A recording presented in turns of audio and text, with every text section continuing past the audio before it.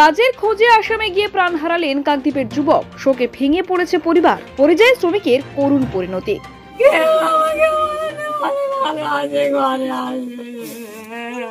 আসামের সড়ক দুর্ঘটনায় প্রাণ গেল কাকদ্বীপের যুবকের। বাড়িতে অসুস্থ বাবা মা, একমাত্র বোন।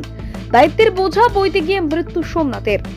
আসামে কাজ করতে গিয়ে মর্মান্তিক সড়ক দুর্ঘটনায় প্রাণ হারালেন দক্ষিণ 24 পরগনার কাকদ্বীপের বাবানগর পার্বতীপুর গ্রামের বাসিন্দা সোমনাথ জানা। উচ্চশিক্ষিত হয়েও আর্থিক অনটনের কারণে নিজের রাজ্যে স্থায়ী কাজ না পেয়ে 5 বছর আগে পরিযায়ী শ্রমিক হিসেবে আসামে কাজ করছিলেন তিনি।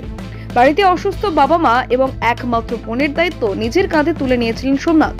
পরিবার চালানোর জন্য দূর রাজ্যে গিয়ে কাজ করা ছাড়া আর কোনো পথ খোলা ছিল না তার জন্য। জানা গেছে গত 16 আগস্ট বাড়িতে এসেছিলেন সোমনাথ। কয়েকদিন পরিবারের সঙ্গে কাটিয়ে মঙ্গলবার আবারও রওনা দেন আসামের উদ্দেশ্যে। বৃহস্পতিবার থেকে হঠাৎ করে তার ফোন বন্ধ পাওয়া যায়। একাধিকবার চেষ্টা করেও যোগাযোগ না হওয়ায় চিন্তায় ভেঙে পড়ে পরিবারের সদস্যরা। শেষ পর্যন্ত শনিবার সকালে কোম্পানির পক্ষ থেকে জানানো হয় কাজের পথে বাস দুর্ঘটনায় মৃত্যু হয়েছে সোমনাথের। খবর পৌঁছাতেই কান্নায় ভেঙে পড়ে পরিবার। অসুস্থ হয়ে পড়েন বাবা মা। শোকাস্তব্ধ গোটা গ্রাম। স্থানীয় সূত্রে জানা গেছে সোমনাথ ছিলেন শিক্ষিত এবং মেধাবী, কিন্তু নিজের রাজ্যে কর্মসংস্থানের সুযোগ না থাকায় বাধ্য হয়ে পরিযায়ী শ্রমিকের কাজ বেছে নিয়েছিলেন।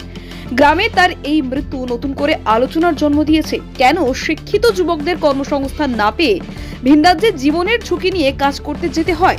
এলাকাবাসীর দাবি, এই ধরনের মর্মান্তিক দুর্ঘটনা রুখতে রাজ্য সরকারের উচিত গ্রামে ও শহরে কর্মসংস্থানের সুযোগ তৈরি করা।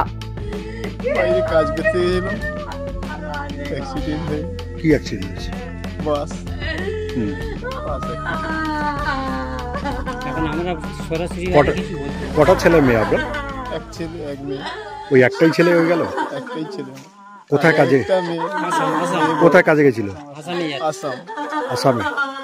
আপনারা দেখুন, ছেলেটা বাবার একমাত্র সন্তান এবং খুব দরিদ্র পরিবার। ছেলেই আমার মত। ছেলের উপরেই সব কিছু নির্ভর করে। আর্থিক অনটনের বিদেশে কাজ করতে গিয়ে আজ পরিযায়ী শ্রমিক। বাবা, আমরা অনুরোধ করবো, যদি পশ্চিমবঙ্গ সরকার বাহাদুর এই পরিবারের দিকে একটু তাকান, তাহলে হয়তো পরিবারটা একটু এই পাবে, শান্তিতে বসবাস করতে পারবে। ছেলে কোনো বিয়ে তো হয়েছিল? না না, বিয়ে থা করে। ওই একমাত্রই ছেলে? একমাত্রই ছেলে। কি করে হলো, কি শুনেছে?